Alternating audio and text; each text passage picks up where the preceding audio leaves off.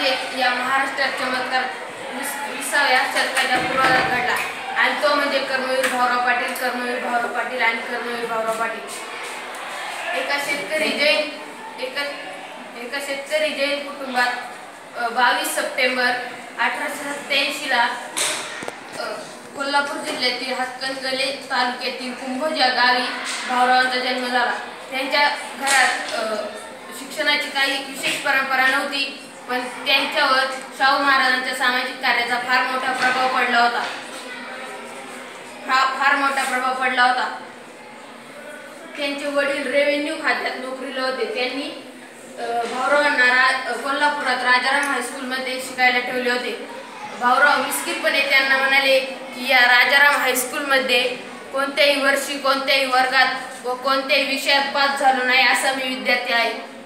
आणि या अशा विद्यार्थ्याने महाराष्ट्राच्या कानाकोपऱ्यात ज्ञानाचा प्रसार केला. त्यांनी नोकरी सोडली व 1919 साली कराड तालुक्यातील काले गावी रयत शिक्षण संस्थेची स्थापना केली. त्यांनी महाराष्ट्राच्या कानाकोपऱ्यात वसतिगृहे व शाळा काढल्या. प्राथमिक शाळा, माध्यमिक शाळा व महाविद्यालय, ट्रेनिंग कॉलेजेस अशा शाळा काढल्या.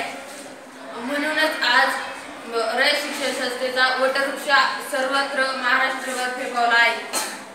महात्माजींनी त्यांना गौरविले, जनतेने त्यांना कर्मवीर म्हटले. पुणे विद्यापीठाने त्यांना D.Lit ही सन्मान पदवी मिळवून दिली व फार तर शासनाने त्यांना पद्मभूषण म्हणून गौरविले. हे सांगताना खूप वाईट वाटते की